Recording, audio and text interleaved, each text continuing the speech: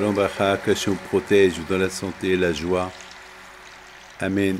Vous savez, on a lu ces dernières semaines la sortie de l'Égypte. On a lu le temps que les Juifs sont restés en Égypte, l'esclavage. On a lu combien les Juifs ils ont souffert et le miracle de la traversée de la mer. On a lu aussi Matin Torah. Et bien sûr, on a lu quelque chose de très très très important. Comment Yitro, il s'est converti. Et il a vu qu'il n'y a que Hachem. Il a fait une grande Seouda. C'est pour ça qu'aujourd'hui, les Tunisiens, ils font la Seouda de Yitro. Yitro, en général, je ne comprends pas pourquoi il a fait une Seouda. Pourquoi il a fait une Seouda? Il n'avait pas de raison. Il a fait une grande Seouda. Pourquoi? Parce qu'il était heureux, il était content. Il a découvert Hachem. Il a découvert la bonté d'Hachem. Je crois qu'il a fait une Seouda pour tous les Juifs. Vous savez, c'est quoi faire une Seouda pour quelques millions de personnes? C'est de la folie. On l'appelle la Seouda de Yitro. Il était tellement heureux et content. De lui, on apprend. Si lui, il a découvert Hachem, il a fait une Seouda de remerciement à Hachem qu'il a découvert pour tout le monde, combien nous, on doit faire des Seoudot chaque jour pour la bonté de Hakadosh qu'il fait avec nous. Alors, je voudrais vous raconter une petite histoire qu'elle est belle. Il y avait, une fois, j'étais en Argentine, j'ai rencontré le ministre de la Santé, qui s'appelle Dr Mansour.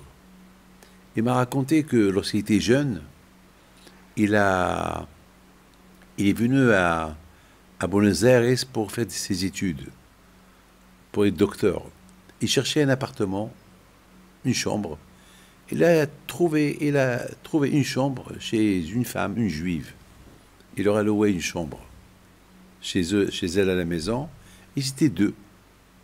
Ils étaient deux copains. Et chaque mois, il payait son loyer. La juive, elle voit deux étudiants, toujours elle s'occuper d'eux, elle les invite, elle leur donne à manger. C'est une femme, c'est une juive qui n'est pas religieuse du tout. Elle fait ni Pessah, ni Shabbat, ni rien du tout. Elle fait rien, mais c'est une juive. Il a une petite mezouza, comme tous les juifs qui ont une mezouza comme souvenir. Elle sait qu'elle est juive, mais pas plus. Pas plus. Bon, c'est une femme rescapée de la Shoah. Ses parents ils sont venus de la Shoah. Elle était seule. Bon, voilà. Et quelques années plus tard, Docteur Mansour, ça y est, pour Hachem, il a grandi, il est devenu docteur. Alors là, il veut quitter la femme juive, l'appartement. Alors il vient, il apporte un bouquet de fleurs, il remercie la femme qui les a reçues quelques années. Et cette femme juive, elle a commencé à pleurer. Elle a dit, vous allez me manquer. Je me suis habitué avec vous.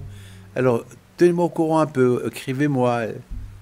Le docteur Mansour, il lui dit, madame, aujourd'hui, on voudrait vous faire un plaisir. On voit que vous êtes seule, vous êtes vieille, et votre maison, elle est dans un état, dans un balagan chez vous à la maison. On voudrait bien faire un peu désordre, un peu de l'ordre chez vous à la maison. On veut laver un peu les murs, jeter tous ces papiers, toutes ces bouteilles vides. Elle a dit, oh là là, si vous faites ça, je suis vieille, je peux rien faire. Allez. Et voilà, elle s'assoit, elle leur donne des ordres. Et ils ont commencé à vider, à jeter des cartons, jeter chaque chose, les bouteilles vides, des vieilleries. Et à un moment donné, sur l'armoire, il y avait là-bas une boîte. Ils ont demandé à madame, est-ce qu'on peut enlever cette boîte? Oui, enlevez-la, je ne sais pas ce qu'il y a là-bas. Regarde ce qu'il y a là-bas et jetez. Alors, ils ont commencé à ouvrir, il y avait là-bas des journaux, il y avait là-bas des choses vieux. Et voilà, soudainement, il y avait un plateau de Pessah. Le plateau de Pessah. Le plateau où on met là-bas un œuf, la harosette, l'eau salée et le zéroa. mais il était très ancien. Ils ont dit à madame, Madame, qu'est-ce qu'on fait avec ça? Elle le voit, elle commence à pleurer. Elle commence à pleurer. Pourquoi vous pleurez? Ah, ça me rappelle ma mère, elle a porté ça avec elle de la Pologne. Ça, on l'utilisait ça à Pessah. Ah bon? Et c'est quoi ça? Elle a commencé à leur expliquer, mais elle-même, elle se rappelle plus. Et c'est quoi Pessah? Ben, Pessah, je pense, c'est la fête où on mange que la galette. Et quand c'est Pessah, je ne sais pas. Comme ça, elle répond. Docteur Mansour, qu'est-ce qu'il fait? Il appelle le consistoire. Il appelle le consistoire de Buenos Aires, le Beit Din. Il appelle et il demande, c'est quand Pessah? Alors, celui qui a répondu, vous rigolez, vous me moquez, mais Pessah, c'est ce soir. Ce soir. Et qu'est-ce qu'on fait à Pessah? Alors, ils répondent, mais vous vous moquez. Mais Pessah, c'est la galette, on cacherise de la maison. Alors, tout de suite, ils ont dit à la femme, Madame, vous avez de la chance. Ce soir, c'est votre fête. Ce soir, c'est Pessah. Bon, la maison, voilà, on l'a cachérisée, on a tout jeté. Maintenant, il vous manque la galette. Vous vous rendez compte? Qui a réveillé la conscience de cette femme juive? Un goy. Un non-juif. Regardez, cette femme juive, elle a fait du bien à des non-juifs. Eh bien, ces non-juifs-là, ils lui ont rendu le bien par le bien. Et vous savez,